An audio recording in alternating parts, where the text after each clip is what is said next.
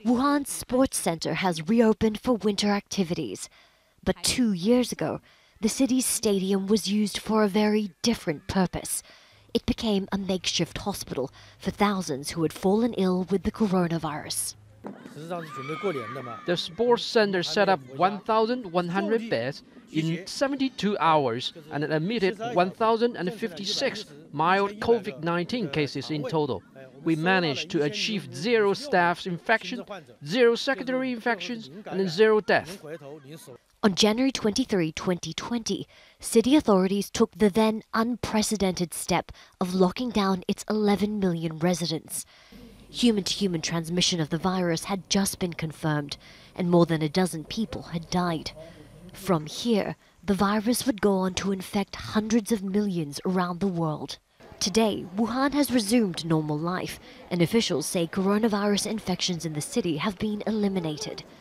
The seafood and animal market where the outbreak was first identified is closed, though the pandemic's origin remains a mystery. An inquiry by the World Health Organization concluded that the possible leaking of the virus from a Wuhan lab was extremely unlikely, though many scientists are calling for further investigation.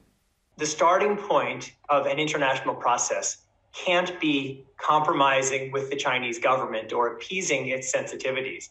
It has to be establishing a gold standard for what a full and unrestricted international investigation would entail. The Chinese government has dismissed the theory and turned its attention to keeping coronavirus case numbers to zero. But this has been a struggle.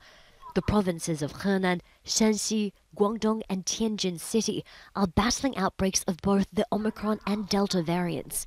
Millions of people have for weeks been confined to their homes. Beijing has reported more than 10 COVID-19 cases this past week.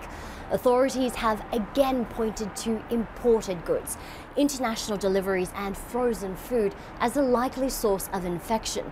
Those living in the capital have been warned to limit deliveries from overseas, though many experts are skeptical that packages can transmit the virus. People have also been warned against traveling during the upcoming Lunar New Year festival, the most important public holiday of the year. Officials here are under intense pressure to control the outbreak before the Winter Olympics opens on February the 4th. Those taking part in the Games will be confined to a strict venue bubble, designed to be sealed off to protect the rest of China's population. Katrina, Al Jazeera, Beijing.